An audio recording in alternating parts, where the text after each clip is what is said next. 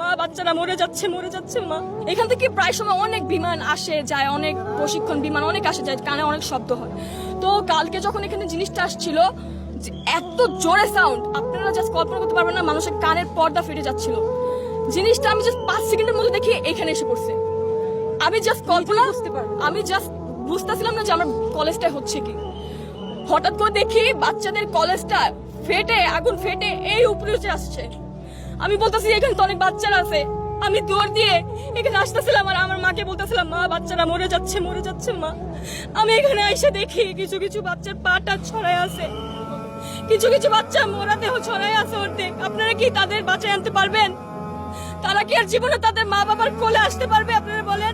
আমাদের একটা সময় ছুটি হয়, মনে করেন 12:40 বা 50-এর দিকে এখানে হয়তো এই ধ্বংসটা হয়েছে।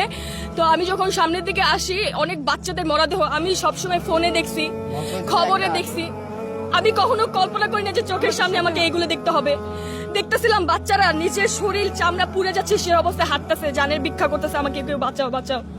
সেই অবস্থায় বাচ্চারা হাঁটতেছে। বুঝেন আপনারা? কেউ বলতে পারবেন? বড়রা যখন মারা যায়, হ্যাঁ ওইটা একটু হলেও কম কষ্ট লাগে, কিন্তু ছোট ছোট যে বাচ্চারা মারা গেছে। কিন্তু আপনারাও জানেন যে বিমান যে ধ্বংস হয়েছে তার ভিতরে কত ধরনের ইঞ্জিন থাকে, কত কেমিক্যাল বা অনেক পুরাতন প্লাস কত ধরনের ইঞ্জিন বা কত কিছু থাকে, আপনারাও জানেন, তাই না? তো এটা তো স্বাভাবিক কোনো আগুন ছিল না। এটা যে ধ্বংস হয়ে যে এখানে পড়ছে, এটা স্বাভাবিক ছিল না। এইটা চারদিকে ছড়ে পড়ছে।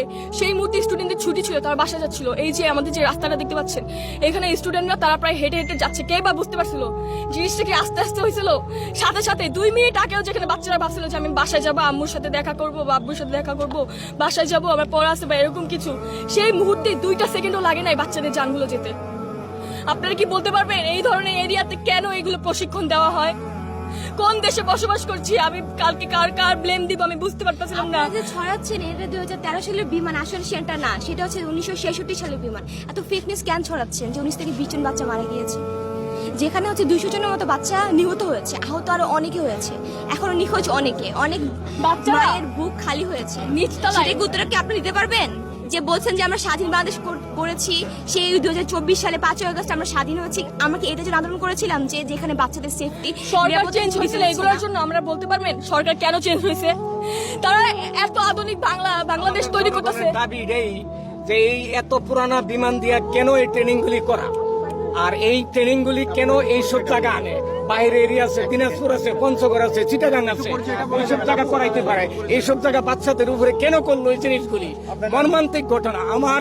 আমার কান্দন, আমার চোখের পানি কালকে আমি তৈরি রাখতে পারি না। যে মা বাপের কাছে